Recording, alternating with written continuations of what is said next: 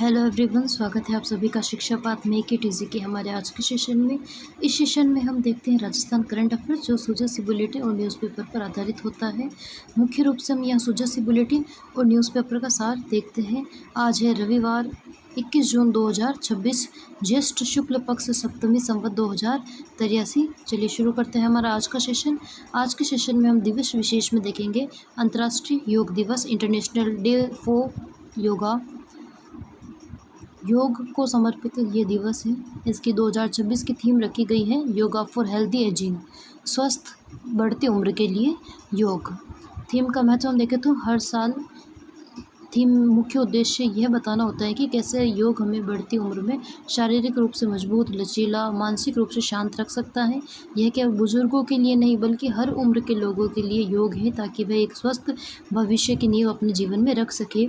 इसकी हिस्ट्री हम देखें योग दिवस की मनाने की, तो भारत के प्रधानमंत्री नरेंद्र मोदी ने 27 सितंबर 2014 को यूनाइटेड नेशंस जो जनरल असेंबली है, संयुक्त राष्ट्र महासभा की जो सभा के दौरान भाषण के दौरान 21 जून को अंतर्राष्ट्रीय योग दिवस के रूप में मनाने का प्रस्ताव रखा था।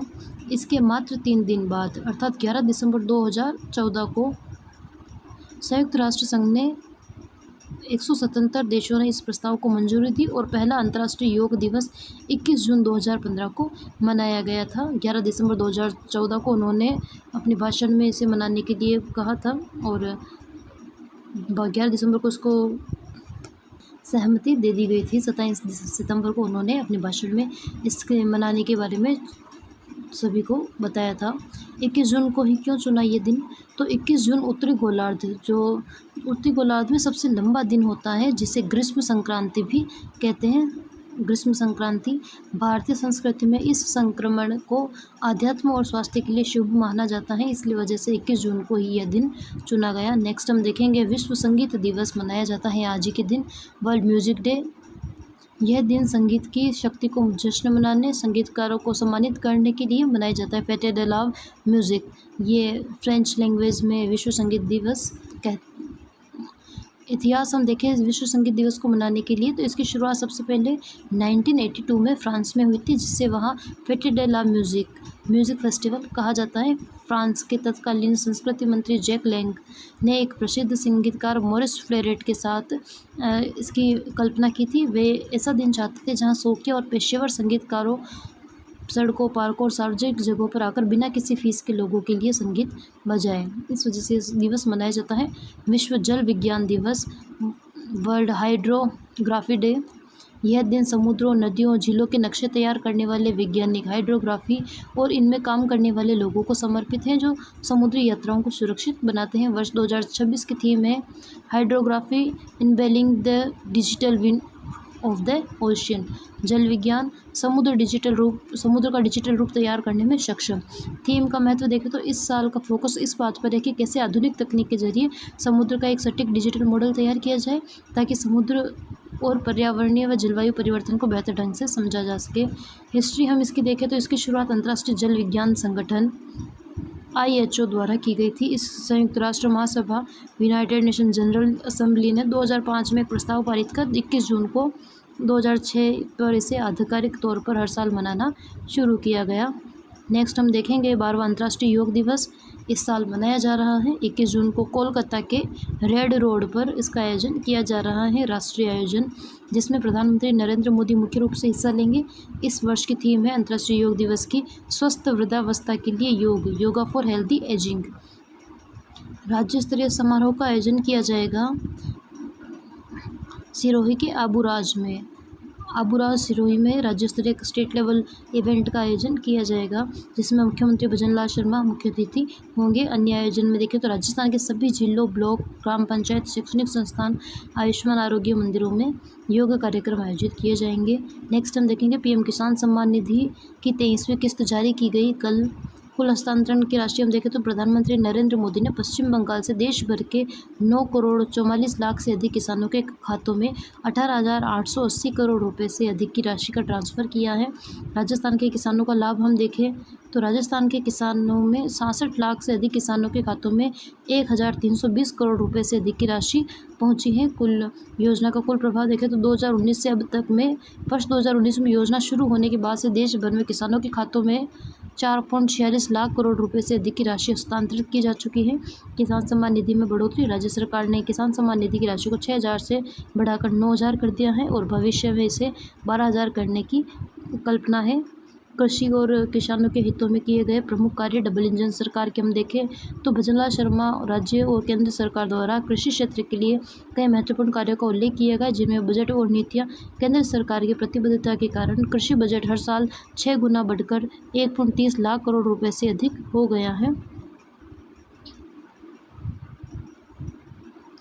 किसानों को गेहूं की खरीद पर 150 रुपये प्रति क्विंटल बोनस भी दिया जा रहा है एमएसपी पर। फसल बीमा क्लेम।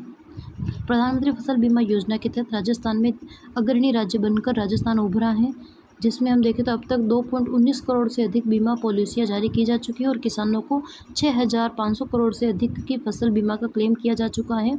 बिजली आपूर्ति। राजस्थान के 26 जिलों में किसानों को दिन के समय भी बिजली उपलब्ध करवाई जा रही है। गोपाल क्रेडिट कार्ड योजना। इस योजना के तहत 94,000 से अधिक गोपालक परिवारों को 709 करोड़ रुपए की ऋण स्वीकृत किए गए हैं। मंगला पशु बीमा योजना के तहत 20 लाख से अधिक किसानों का पंजीकरण किया जा चुका है। अन्य महत्वपूर्ण योजनाओं में प्रधानमंत्री कृषि सिंचाई योजना, पीएम कुसुम योजना, मृदा स्वास्थ्य कार्ड योजना, किसान क्रेडिट कार्ड योजना, ई नाम योजना और नमो ड्रोन दीदी जैसी योजनाओं को कृषि क्षेत्र में एक नई दिशा दी है। अंतर्राष्ट्रीय योग दिवस की शुरुआत और इतिहास हम देखेंगे तो यूएन महासभा में प्रस्ताव 27 सितंबर 2014 को यूनाइटेड नेशंस की जनरल असेंबली में प्रस्ताव दिया था। 69वें सत्र को संबोधित करते हुए 21 जून को अंतर्राष्ट्रीय योग दिवस मनाने के रूप में प्रस्ताव रखा था नरेंद्र मोदी जी ने न्यूयॉर्क में।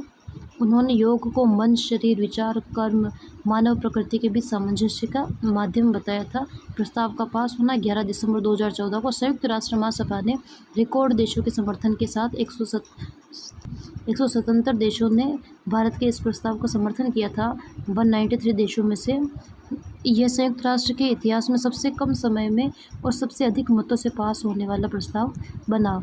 वर्षवार योग दिवस की यात्रा, थीम और मुख्य आयोजन देखें तो 2015 पहला अंतर्राष्ट्रीय योग दिवस का आयोजन की विश्व थीम थी 2015 में सद्भाव और शांति के लिए योग। नई दिल्ली में कर्तव्य पथ पर इसका आयोजन किया गया।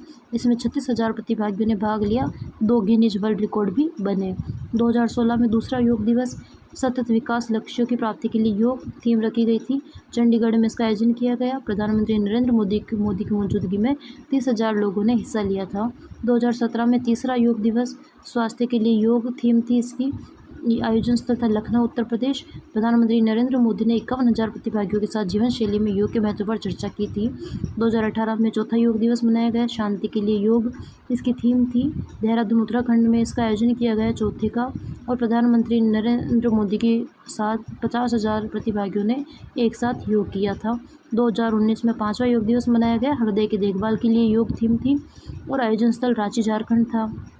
2020 में छठा योग दिवस मनाया गया। घर पर योग और परिवार के साथ योग इसकी थीम रखी गई थी। कोविड-19 महामारी की वजह से कोई सार्वजनिक समारोह आयोजन नहीं हुआ। कार्यक्रम वर्चुअली आयोजित किया गया था 2020 में।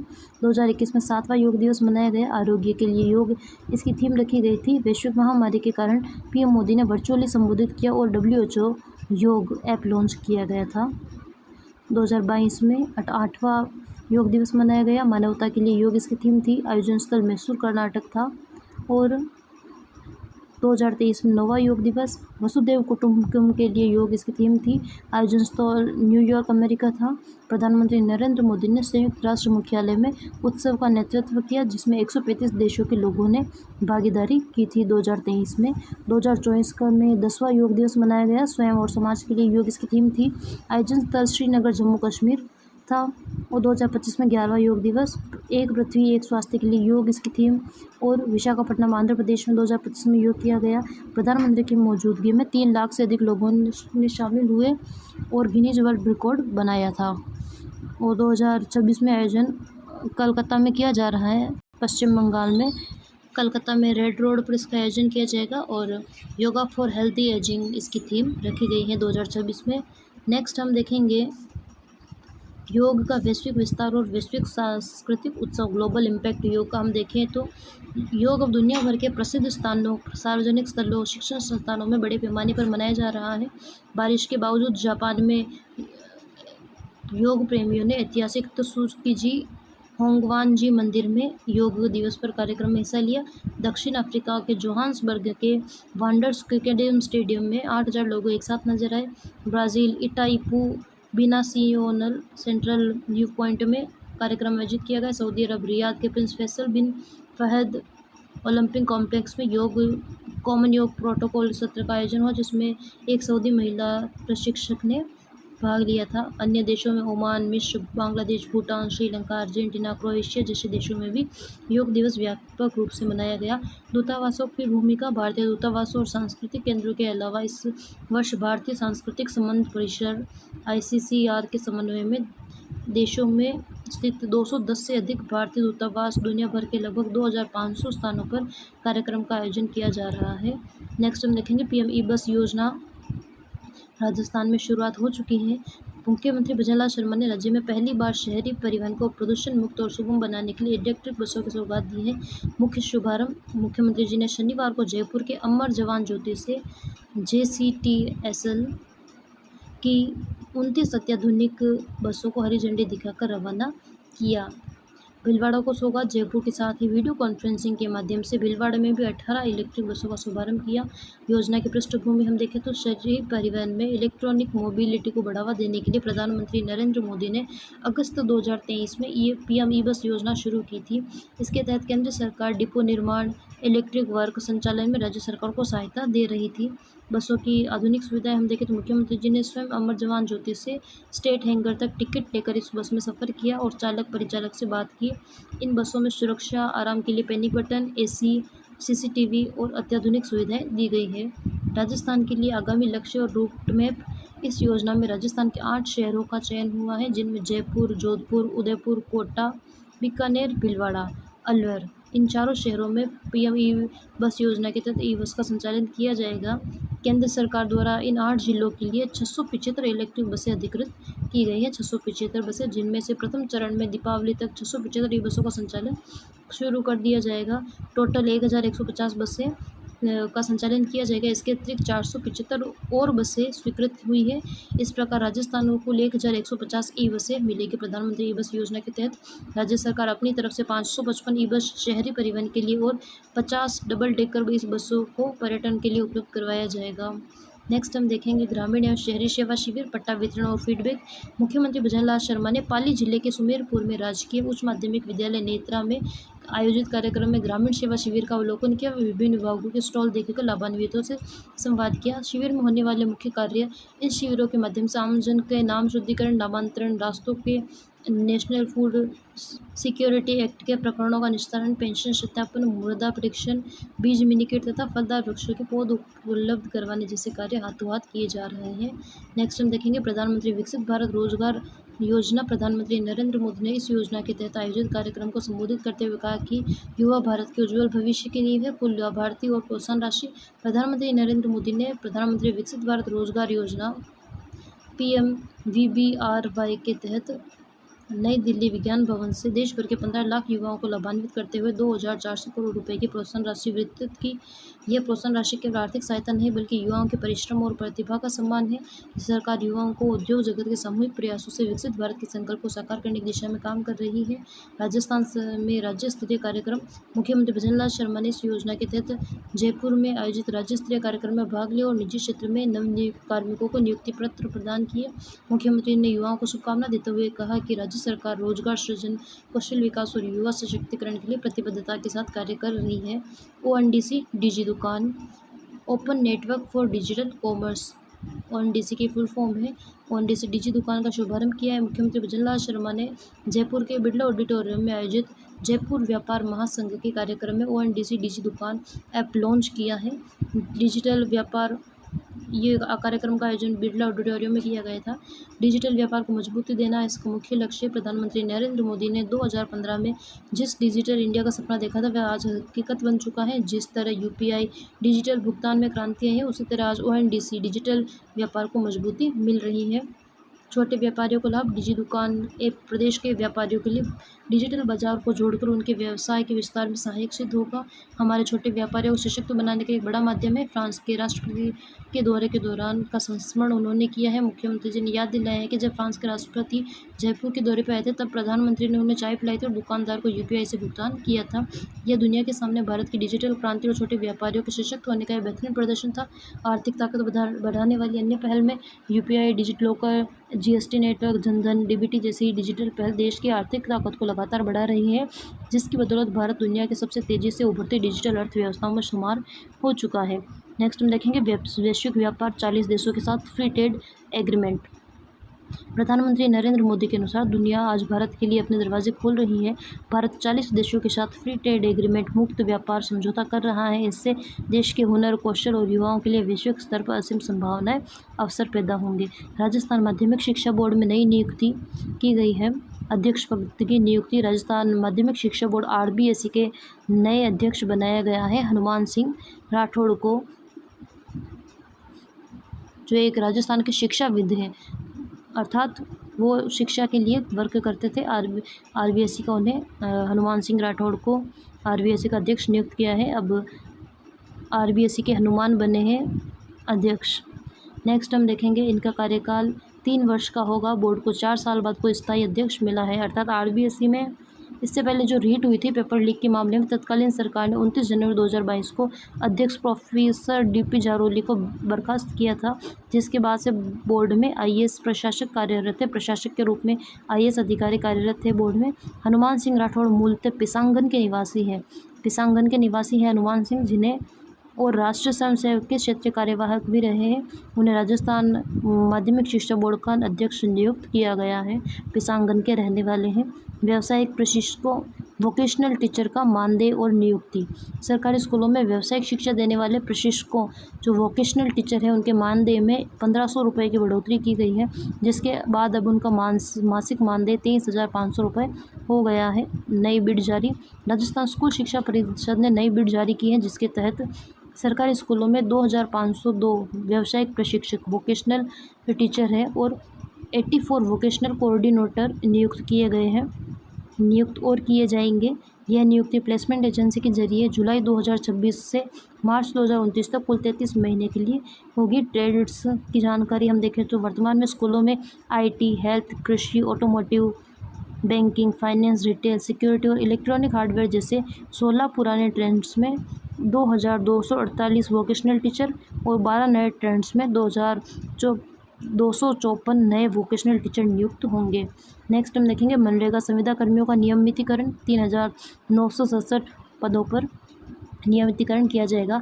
नियमित होने वाले पद हम देखें तो मनरेगा पीबीजी राम जी के तहत प्रदेश भर में संविदा पर कार्य कर रहे 3967 लेखा सहायक, कनिष्ठ तकनीकी सहायक, जेटीए, कंप्यूटर ऑपरेटर, ग्राम रोजगार सहायकों को सरकार नियमित करने जा रही है। इन कर्मियों को सिविल पोस्ट रूल 2022 के तहत स्क्रीनिंग करके नियमितीकरण का लाभ दिया जाएगा। मुख्य जिले हम देखें तो इन संविदा कर्मियों में अजमेर में 90, अलवर में 146, भरतपुर में 101, बाड़मेर में 225, बारा में 125, भीलवाड़ा में 139, जयपुर में 184, जोधपुर में 142 और उदयपुर में 221 कार्मिक तैनात हैं।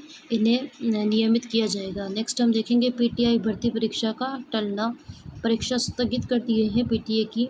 राजस्थान कर्मचारी चयन बोर्ड ने 13 सितंबर को पीटीआई शारीरिक प्रशिक्षण अनुदेशक की प्रक्रिया को टाल दिया है। पदों की संख्या देखें तो 1000 पीटीआई पदों पर नियुक्ति होनी थी।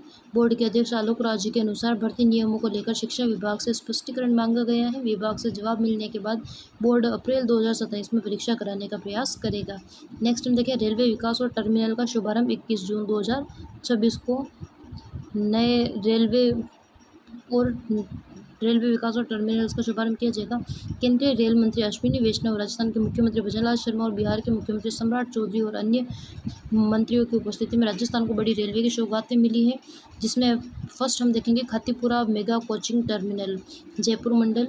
यह नवनिर्मित टर्मिनल जयपुर मंडल के ट्रेनों में रखरखाव, परिसंचालन क्षमता बढ़ाने में महत्वपूर्ण भूमिका निभाएगा। यहाँ उन्नत प्लेटफॉर्म और आधुनिक यात्री सुविधाएं, वरिष्ठ नागरिकों को, महिलाओं को, दिव्यांगजनों के लिए विशेष व्यवस्था की गई है। नेक्स्ट सेकंड हम देखेंगे 2 नई ट्रेनों को हरी झंडी। बीकानेर लालगढ़ अहमदाबाद साबरमती एक्सप्रेस बीकानेर से लालगढ़ अहमदाबाद साबरमती एक्सप्रेस गुजरात और राजस्थान के बीच कनेक्टिविटी को मजबूत करेगी, पर्यटन और रोजगार को बढ़ावा दिया जाएगा। इसका भी शुभारंभ सुबह 9 बजे किया जाएगा बीकानेर से। जयपुर खातीपुरा दरभंगा अमृत भारत एक्सप्रेस, यह ट्रेन गुलाबी नगरी जयपुर को मिथिला संस्कृति बिहार से जोड़ेगी और श्रमिकों, विद्यार्थियों तथा व्यापारियों के लिए किफ़ायती आरामदायक यात्रा का जरिया बनेगी। 3 बजे इसे खातीपुरा जयपुर से शुरू किया जाएगा। अन्य विकास कार्यों में हम देखें तो उत्तर पश्चिमी रेलवे के 41 छोटे और मध्यम श्रेणी के स्टेशनों पर नए प्लेटफॉर्म विस्तार व उन्नयन के कारणों का वर्चुअल लोकार्पण किया गया। 16 स्टेशनों पर एकीकृत यात्री सूचना प्रणाली IPIS का शुभारंभ भी किया गया। नेक्स्ट हम देखेंगे भीलवाड़ा टेक्सटाइल उद्योग वेस्ट प्लास्टिक बोतल से धागा, सकारात्मक बदलाव। कॉटन की आसमान छूती कीमतों और कच्चे पॉलिस्टर की महंगाई के बीच भीलवाड़ा के टेक्सटाइल उद्योग में वेस्ट प्लास्टिक की बोतलों से तैयार रिसाइकल्ड पॉलिस्टर फाइबर ने बने मिश्रित धागे की मांग तेजी से बढ़ी है। यह महंगे कॉटन का एक बेहतरीन और किफ़ायती विकल्प बनकर उभरा है। उत्पादन क्षमता में देखें तो राजस्थान में इस तकनीक पर काम करने वाले मात्र 3 उद्योग हैं, जिनमें से 2 भीलवाड़ा में है और एक रींगा सीकर में है। इन प्लांट्स में प्रतिदिन 103 रिसाइकल्ड पॉलिस्टर फाइबर का उत्पादन होता है, जिसमें से 65 से 70 टन उपयोग देश में होता है और शेष विदेशों में निर्यात किया जा रहा है। GRS सर्टिफिकेट, विदेशी आयातक पर्यावरण सस्टेनेबिलिटी को लेकर गंभीर है, इसलिए वे ग्लोबल रिसाइकल्ड स्टैंडर्ड प्रमाणित धागे को तरजीह दे रहे हैं और उत्पादन में पारदर्शिता सुनिश्चित करता है। नेक्स्ट हम देखेंगे खगोल विज्ञान जंतर मंतर पर वर्ष का सबसे लंबा दिन 21 जून। दिन की अवधि देखें तो 21 जून को वर्ष का सबसे लंबा दिन रहेगा। पंचांगीय गणित के अनुसार जयपुर में सूर्योदय सुबह 5:36 बजे तथा सूर्यास्त शाम 7:30 बजे होगा, जिससे दिन की कुल अवधि 13 घंटे 41 मिनट रहेगी। नेक्स्ट हम देखेंगे इस दिन सूर्य उत्तरायण की चरम स्थिति पर पहुंचकर कर्क रेखा पर एकदम लंबवत हो जाता है। कर्क रेखा राजस्थान के बांसवाड़ा क्षेत्र से गुजरती है, इसलिए वहाँ मध्याह्न दोपहर में 0 शेड बना रहेगा, यानी परछाई नहीं बनेगी। जयपुर में भी दोपहर 12:28 के आसपास इंसान की छाया न्यूनतम बनेगी। ऐतिहासिक जंतर मंतर के अधीक्षक प्रतिभा यादव के अनुसार यहाँ से दुनिया की सबसे बड़ी पत्थर निर्मित सूर्य घड़ी, वृहद सम्राट यंत्र और लघु सम्राट यंत्र सूर्य घड़ी के माध्यम से रियासत काल में भी समय, ऋतु परिवर्तन, मानसून के संकेतों की सटीक गणना 2 सेकेंड तक की सटीकता की जाती थी। नेक्स्ट हम देखेंगे ONDC दूजी दुकान ऐप जयपुर में लॉन्चिंग और लक्ष्य। हैदराबाद की बड़ी सफलता, जहां 8 मार्च को इस पहली बार इसे लॉन्च किया गया था और 13,000 व्यापारी इससे जुड़े थे। इसके बाद जयपुर में लॉन्च किया गया है। पहले ONDC डीजी दुकान को हैदराबाद में लॉन्च किया गया था, अब जयपुर में से लॉन्च किया गया है। जयपुर में लॉन्च होते ही इससे 1500 से अधिक व्यापारी जुड़ चुके हैं। नेक्स्ट हम देखेंगे आगामी लक्ष्य। डीजी दुकान के निर्देशक व राष्ट्रीय व्यापारी कल्याण बोर्ड के अध्यक्ष सुनील सिंघी के अनुसार जयपुर में इसे 50,000 व्यापारियों को जोड़ने का लक्ष्य रखा गया है। इसके बाद मुंबई, बेंगलुरु और उत्तर प्रदेश के अन्य शहरों में भी लॉन्च किया जाएगा। वर्तमान और भविष्य की सेवा। वर्तमान में यह सुविधा B2B बिजनेस टू बिजनेस यानी व्यापारियों के लिए शुरू की गई है, ताकि गली मोहल्ले के छोटे किराना कारोबारी भी घर बैठे ऑनलाइन खाद्य सामग्री मंगा सकें। जल्द ही इसे आम उपभोक्ताओं को जोड़कर B2C business to consumer platform बनाया जाएगा। राजस्थान में महिला श्रम बल ग्रामीण बनाम शहरी बदला परिदृश्य। पीरियोडिक लेबर फोर्स सर्वे के आंकड़ों के अनुसार राजस्थान के गांवों में महिलाओं के प्रदेश की आर्थिक स्थिति में शहरी महिलाओं से काफ़ी आगे निकल गई हैं। श्रम भागीदारी दर हम देखें तो लेबर फोर्स पार्टिसिपेशन रेट महिलाओं के हम देखें तो ग्रामीण महिलाएं जनवरी-दिसंबर 2025 में भागीदारी 43% थी, जो जनवरी-मार्च 2026 में बढ़कर 44.8% हो गई है, लगभग 45% हो गई है। शहरी महिलाओं में हम देखें तो जनवरी-दिसंबर 2025 में 20.2% भागीदारी थी श्रम में, जो जनवरी-मार्च 2026 में 23.7% हो गई है। गांव में भागीदारी शहरों के मुकाबले लगभग दोगुनी है। बेरोजगारी की दर में बड़ा अंतर। शहरी क्षेत्रों में महिलाओं में बेरोजगारी की दर 14.6% है, जबकि ग्रामीण महिलाओं की मात्र 2.6% है। यह दर्शाता है कि शहरी महिलाएं काम की इच्छुक तो हैं, लेकिन अनुकूल माहौल या सही अवसर नहीं मिल पा रहे हैं। नेक्स्ट हम देखेंगे रोजगार की प्रकृति। दिसंबर-जनवरी 2025 ग्रामीण महिला 88%, शहरी महिलाएं 53.3%। खुद का काम ओवन बिजनेस ग्रामीण महिला 41.8%, शहरी महिलाएं 36.2%। पारिवारिक काम में मदद में ग्रामीण महिलाएं 46.2%, शहरी क्षेत्र में 17.1%। नियमित वेतन भोगी में ग्रामीण महिलाएं 3.5% और शहरी महिलाएं 35%। आकस्मिक श्रम में ग्रामीण महिलाएं 8.5%, शहरी महिलाएं 11.7%। शहरी क्षेत्रों में कम भागीदारी बेरोजगारी का मुख्य कारण है। सरकारी नौकरियों का मोह, शिक्षित शहरी महिलाएं कौशल आधारित कार्यों के बजाय अधिकतर सरकारी नौकरी के जाल में फंसी रहती है और लंबी तैयारी के कारण कार्यबल में देरी से आती है। सुरक्षित माहौल, फ्लेक्सिबिलिटी की कमी, छोटे शहरों में सार्वजनिक परिवहन की कमी है और कार्यस्थलों पर फ्लेक्सिबल वर्किंग आवर्स न होने से मजबूरन करियर छोड़ना पड़ता है। एकल परिवार, न्यूक्लियर फैमिलीज, शहरों में एकल परिवार बढ़ने से महिलाओं पर घरेलू बच्चों की देखभाल की जिम्मेदारी आ जाती है। ग्रामीण क्षेत्र की सफलता की रीढ़ मनरेगा, फसल उत्पादन, पशुपालन, दुग्ध समितियां, स्वयं सहायता समूह, ड्रोन दीदी, बैंक सखी जैसी भूमिकाओं ने ग्रामीण महिलाओं को आर्थिक आत्मनिर्भर बनाया है। नेक्स्ट हम देखेंगे भव्य योजना, 5 जिलों में बनेगा industrial cluster plug and play model. RIICO ने केंद्र सरकार की औद्योगिक विकास योजना भव्य के तहत राजस्थान में प्लग एंड प्ले मॉडल पर 5 मेगा औद्योगिक क्लस्टर विकसित करने का खाका तैयार किया है, जिसमें निवेशकों को सड़क, पानी, बिजली, वेयरहाउस, कॉमन फैसिलिटी सेंटर, श्रमिक आवास, टेस्टिंग सुविधा तथा तैयार मिलेगी। निवेशकों को बुनियादी सुविधाओं के लिए इंतजार नहीं करना होगा, केवल आना है और उत्पादन शुरू करना है। आओ और उत्पादन शुरू करो। प्लग एंड प्ले मॉडल पर इसे विकसित किया जाएगा। 5 इंडस्ट्रियल कॉरिडोरों को ज़मीन का आवंटन 100 से 1000 एकड़ तक ज़मीन का आवंटन किया गया है, जिनमें हम देखें तो प्रमुख रूप से जयपुर में 123 हेक्टेयर भूमि, किशनगढ़ में 78, बांदीकुई में 300 हेक्टेयर, बालोतरा में 160 हेक्टेयर, खुशखेड़ा, बहरोड, नीमराणा, अलवर में 150 हेक्टेयर। वित्तीय सहायता क्लस्टरों में आधारभूत ढांचे के विकास के लिए प्रति एकड़ 10 लाख रुपए की केंद्रीय सहायता रिको को मिलेगी। सुरेश ओला है प्रबंधक रिको के। नेक्स्ट हम देखेंगे सुरक्षा ऊर्जा संरक्षण, Rajasthan energy conservation and sustainability building code 2026। राज्य के ऊर्जा मंत्री हीरालाल नागर की समीक्षा बैठक के बाद इस नियमों के मंशोदे पर अंतिम रूप दिया गया है, जिससे ग्रीन बिल्डिंग्स को बढ़ावा मिलेगा और नियमों में उल्लंघन पर जुर्माना लगेगा। लागू होने का दायरा 2000 वर्ग मीटर या उससे अधिक बिल्डअप एरिया लाने वाले व्यावसायिक भवन, 100 किलोवाट से अधिक कनेक्टेड लोड या 120 kVA से अधिक कनेक्टेड डिमांड वाले भवनों पर अनिवार्य रूप से लागू किया जाएगा। मुख्य प्रावधान हम इसमें देखें तो अतिरिक्त FAR का प्रोत्साहन, कोड के प्लस मानकों का पालन करने पर 5% अतिरिक्त बिल्ड एरिया रेशियो FAR और सुपर बिल्डिंग कोड मानकों को पूरा करने पर 10% अतिरिक्त बिल्ड एरिया रेशियो का लाभ मिलेगा।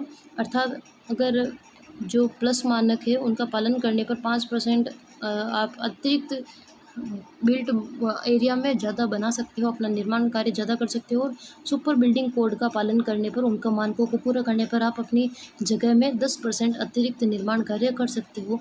रोजगार ऊर्जा का अनिवार्य शर्त, सौर ऊर्जा की अनिवार्य शर्त, अनुबंधित बिजली मांग का न्यूनतम 4% या उपलब्ध छत का रूफटॉप का 50% हिस्सा सौर ऊर्जा या अन्य नवीकरणीय ऊर्जा के लिए आरक्षित करना होगा। EV चार्जिंग, इलेक्ट्रिक वाहनों के लिए अलग चार्जिंग स्टेशन, पार्किंग सुविधा विकसित करना अनिवार्य होगा। निगरानी और दंड, अधिकृत ऊर्जा ऑडिटर समय समय पर भवनों का निरीक्षण करेंगे। नियमों का उल्लंघन करने पर सिक्योरिटी डिपॉजिट जब्त करने और भारी जुर्माने का प्रावधान है। डिजिटल क्लियरेंस, स्वीकृति, निगरानी और अनुपालन को आसान बनाने के लिए एक एकीकृत ऑनलाइन वेब पोर्टल बनेगा। RPSC में 2 नए सदस्यों की नियुक्ति की गई, हमने कल ही इसके बारे में चर्चा की थी। RPSC के अध्यक्ष बनाया गया है कर्नल केसरी सिंह को और 2 सदस्य हैं डॉक्टर संतोष आनंद तथा डॉक्टर दीपक कुमार शर्मा, इन्हें भी शामिल सदस्य के रूप में किया गया है।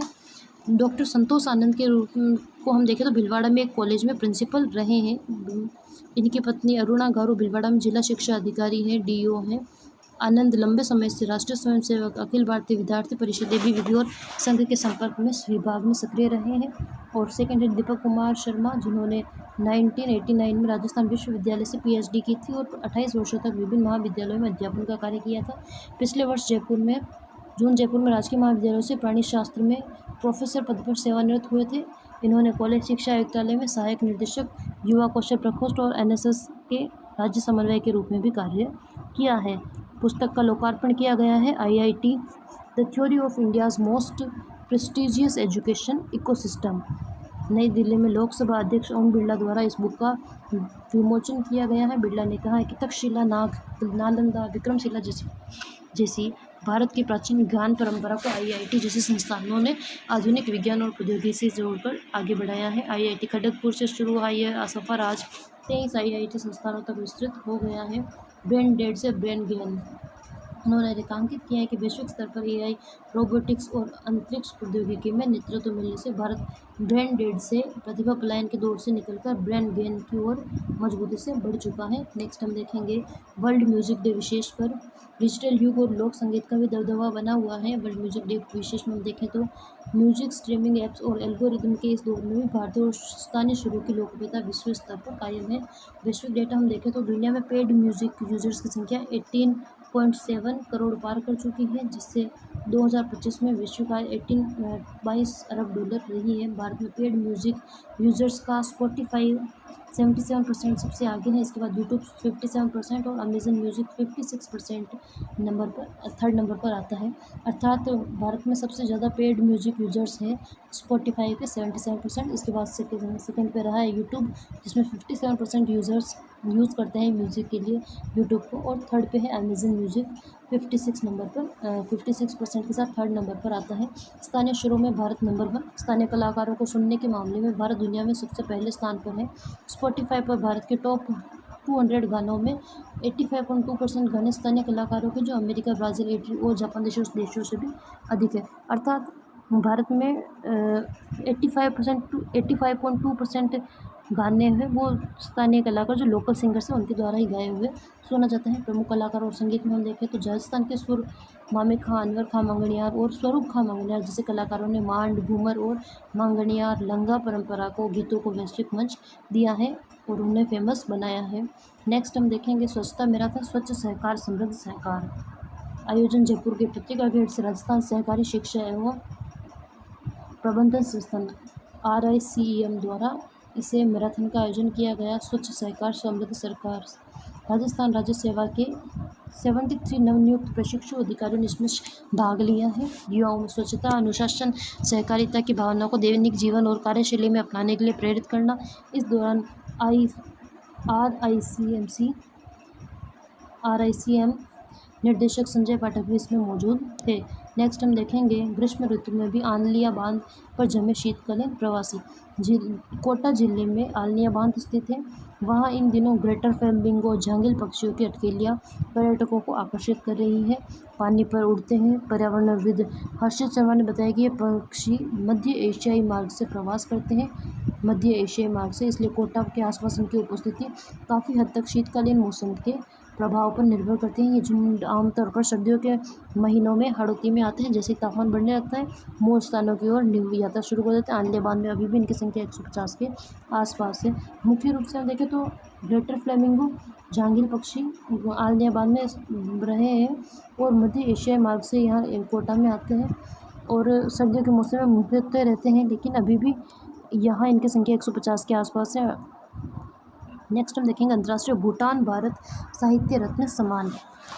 जोधपुर की शिक्षाविद, राजकीय वरिष्ठ माध्यमिक विद्यालय बावड़ी के प्रधानाचार्य कौशल्या अग्रवाल को भारत भूटान साहित्य सम्मान से सम्मान किया गया है। साहित्य क्षेत्र में उल्लेखनीय योगदान के लिए इन्हें भूटान भारत साहित्य महोत्सव में आमंत्रित किया गया और जहां साहित्यकारों की पुस्तक में इनकी कविता प्रकाशित हुई। इनका नाम राजस्थान वार्षिकांक 2026-27 के प्रश्न संग्रह में भी शामिल किया गया है। तो हम ध्यान में रखेंगे कौशल्या अग्रवाल को भूटान भारत साहित्य रत्न सम्मान से सम्मानित किया गया है, जो कि राजकीय वरिष्ठ माध्यमिक विद्यालय बावड़ी के प्रधानाचार्य हैं जोधपुर। आचार्य लक्ष्मीकांत जोशी साहित्य सम्मान 2026। बीकानेर के प्रसिद्ध कथाकार आशा शर्मा को लक्ष्मीकांत जोशी साहित्य सम्मान 2026 से सम्मानित किया गया है। सृजना संस्थान द्वारा उनकी कहानी विधा की प्रविष्टि आगेती फसल कथा संग्रह के लिए इस पुरस्कार हेतु उनका चयन किया गया है। तो आगेती फसल के लेखक हैं आशा शर्मा और उन्हें लक्ष्मीकांत जोशी साहित्य सम्मान से इसके लिए सम्मानित किया गया है। उन्हें एक भव्य समारोह में सम्मान पत्र और स्मृति चिन्ह और 21,000 रुपये की राशि भेंट की जाएगी। सृजना जो संस्थान है उनके अध्यक्ष है सुषमा चौहान, सचिव है हरिदास व्यास। नेक्स्ट हम देखेंगे डेयरी उद्योग में हड़कंप मचा है, अमूल की राजस्थान में नए रूप में एंट्री।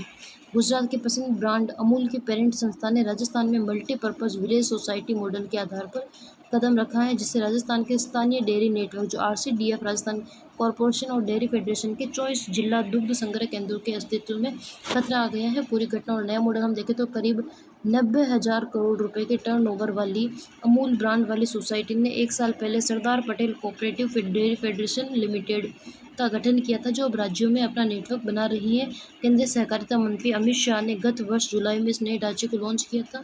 इसके तहत अब गांवों के प्रशासन, प्राथमिक दुग्ध सहकारी समितियां जिला संघों के बजाय सीधे मल्टीपर्पज़ विलेज को कोऑपरेटिव सोसाइटी के जरिए SPCDF से जोड़ा जाएगा, अर्थात Sardar Patel cooperative dairy federation limited से जोड़ा जाएगा। नेक्स्ट हम देखेंगे स्थानीय व्यवस्था पर प्रभाव। राजस्थान में वर्तमान में सहकारी डेयरी ढांचा 3 स्तरीय है। गांव में प्राथमिक समिति, जिला स्तर पर जिला संघ और प्रदेश स्तर पर RCDF। अजमेर और भीलवाड़ा डेयरी के प्रबंधकों MD का मानना है कि किसानों के सीधे अमूल से जुड़ने पर प्रतिस्पर्धा बढ़ेगी और वर्तमान 3 स्तरीय ढांचा पूरी तरह से लड़खड़ा जाएगा और RCDF को काफ़ी नुकसान इससे हो सकता है। नेक्स्ट हम इसकी तुलना देखें तो राजस्थान सहकारी डेयरी ढांचा RCDF का टोटल टर्नओवर है 10,000 करोड़ रुपए। जिला दुग्ध संघों की संख्या है 24 जिला दुग्ध संघ है राजस्थान में। दूध से जुड़े उत्पादकों किसानों की संख्या है 10 लाख किसान, अर्थात RCDF से 10 लाख किसान जुड़े हुए हैं। दैनिक दुग्ध संकलन हम देखें तो 45 लाख लीटर दैनिक दूध का संकलन किया जाता है, 45 लाख लीटर। अमूल में ही हम इसकी देखें इसकी ढांचा तो Sardar Patel corporative dairy federation limited या अमूल, सालाना टर्नओवर है इसका 90,000 करोड़ रुपए और वार्षिक दूध संकलन होता है इसका 12 बिलियन लीटर प्रतिवर्ष, अर्थात प्रतिवर्ष 12 बिलियन लीटर इसका दूध का संकलन किया जाता है, कलेक्शन किया जाता है। ऊर्जा विभाग की पहल ग्रीन बिल्डिंग कोड 2026। राजस्थान सरकार पर्यावरण अनुकूल व ऊर्जा बचत करने वाले भवनों को बढ़ावा देने के लिए Rajasthan energy conservation and sustainable building code 2026 लागू कर रही है। इसके मुख्य दिशा निर्देश देखें तो यह नियम mall, hotel, hospital, commercial complex और मल्टी स्टोरी बिल्डिंगों पर लागू होगा। 10% अतिरिक्त निर्माण की छूट। ऊर्जा दक्षता और पर्यावरण अनुकूल मानकों का पालन करने वाली बिल्डिंगों को 10% का अतिरिक्त बिल्ड एरिया रेशियो लाभ दिया जाएगा, यानी बिजली बचाने और सोलर एनर्जी अपनाने पर भवन मालिक को ज़्यादा निर्माण कार्य कर सकेंगे। सोलर प्लांट की अनिवार्यता। भवन मालिकों को अपनी अनुबंधित बिजली मांग का 4% या फिर अपनी छत पर 50% हिस्सा सोलर पावर में लगाने के लिए आरक्षित रखना होगा। EV चार्जिंग स्टेशन स्थापित करना होगा और जुर्माना व दंड। उल्लंघन नियमों का उल्लंघन करने पर पेनल्टी जुर्माना लगाया जाएगा। सुझाव प्रक्रिया तो अक्षय ऊर्जा के CMD रोहित गुप्ता के अनुसार सरकार इस मसौदे पर आमजन, बिल्डर्स और उद्योग संगठनों से सुझाव मांगे हैं, जिसके बाद पूर्णतः लागू किया जाएगा। रॉयल्स जिमन 2026। एडिनबर्ग स्कॉटलैंड में सजा मिली राजस्थान। स्कॉटलैंड की राजधानी एडिनबर्ग में 7 समुद्र पार राजस्थानी संस्कृति, कला, खान पान के ऐतिहासिक संगम का आयोजन किया गया। यह भव्य कार्यक्रम Rajasthan organisation for youth art and legacy Scotland की ओर से आयोजित किया गया था। वैश्विक जुड़ाव। इस उत्सव में मैनचेस्टर, लीड्स, ग्लासगो, डंडी, एडिनबर्ग सहित पूरे यूनाइटेड किंगडम के विभिन्न शहरों से आए प्रवासी राजस्थानी प्रवासी एकजुट हुए थे। रॉयल्स के सचिव अरुण खंडेलवाल ने बताया कि यह कार्यक्रम ब्रिटेन में राजस्थानी समाज की बढ़ती एकजुटता का प्रतीक है। प्रमुख अतिथि हम देखें तो कार्यक्रम में जयपुर के शोभी भार्गव, विक्रम सिंह शेखावत उपस्थित रहे थे। इसके अलावा ब्रिटिश सांसद मार्टिन डे और एडिनबर्ग में भारत के उप वाणिज्य दूत आज़ाद सिंह भी विशेष अतिथि के रूप में थे। पारंपरिक राजस्थानी व्यंजन वहाँ बनाए गए थे। दाल बाटी चूरमा, बेसन के गट्टे, केर सांगरी, मूंग दाल का हलवा जैसे व्यंजन परोसे गए, जिनके स्कॉटिक मेहमानों ने भी जमकर तारीफ की थी। नेक्स्ट हम देखेंगे 24वीं राज्य शूटिंग चैंपियनशिप। अभिमन्यु और देवांशी के 2 नए रिकॉर्ड। जयपुर के जगतपुरा में आयोजित राजस्थान राइफल एसोसिएशन के तत्वाधान में 24वीं राज्य राइफल पिस्टल शूटिंग चैंपियनशिप में प्रदेश भर के सैकड़ों खिलाड़ियों ने भाग लिया। इस प्रतियोगिता का मुख्य परिणाम देखें तो ऐतिहासिक परफेक्ट स्कोर बना है 400 से 400। पुरुष वर्ग में 10 मीटर एयर राइफल में अभिमन्यु कुंतल ने 400 में से 400 अंक हासिल कर स्वर्ण पदक जीता, नया राज्य रिकॉर्ड कायम किया। और महिला वर्ग में 10 मीटर एयर राइफल में देवांशी कटारा ने भी 400 आउट ऑफ 400 परफेक्ट स्कोर बनाकर स्वर्ण पदक अपने नाम किया और नया कीर्तिमान स्थान स्थापित किया। तो हम देखें तो अभिमन्यु और देवांशी दोनों ने ही 400 आउट ऑफ 400 का रिकॉर्ड बनाया है। 10 मीटर एयर राइफल अन्य परिणामों हम देखें तो महिला वर्ग में स्नेहा पुखरामबन ने रजत पदक और मनिनी कौशिक ने ब्रॉन्ज मेडल हासिल किया है 10 मीटर एयर राइफल में। इसी 24वीं राज्य शूटिंग चैंपियनशिप जो जगतपुरा में आयोजित की जा रही है। पुरुष वर्ग में देव बलराज चौधरी ने स्वर्ण पदक, हुमांशु सागवान ने रजत पदक और आदित्य प्रताप सिंह ने ब्रॉन्ज मेडल जीता है। नेक्स्ट हम देखेंगे चंबल नदी के बांधों का जीर्णोद्धार परियोजना 225 करोड़। राजस्थान की जीवन रेखा कही जाने वाली चंबल नदी के प्रमुख बांधों का जीर्णोद्धार और आधुनिकीकरण के लिए बड़ा प्रशासनिक कदम उठाया गया है। परियोजना का दायरा इस कार्यकल्प परियोजना के तहत चंबल नदी के प्रमुख बांधों राणा प्रताप सागर, जवाहर सागर और कोटा बिराज का सुदृढ़ीकरण किया जाएगा। इसके लिए टोटल 225 करोड़ रुपए का आवंटन किया गया है। निविदा टेंडर पिछले 8 साल में प्रस्तावित इस महत्वपूर्ण परियोजना की निविदा प्रक्रिया पूरी हो चुकी है। इस कार्य के लिए हिंदुस्तान कंस्ट्रक्शन कंपनी की सबसे कम दरें रही हैं। कंपनी को काम सौंपने की प्रक्रिया अब अंतिम चरण में और सिर्फ आधिकारिक कार्य आदेश वर्क ऑर्डर जारी होना बाकी है। आज का सेशन हमारा ये समाप्त है। Please like, share and subscribe कीजिए और अधिक से अधिक अपने दोस्तों को इस सेशन शेयर कीजिए। Thank you.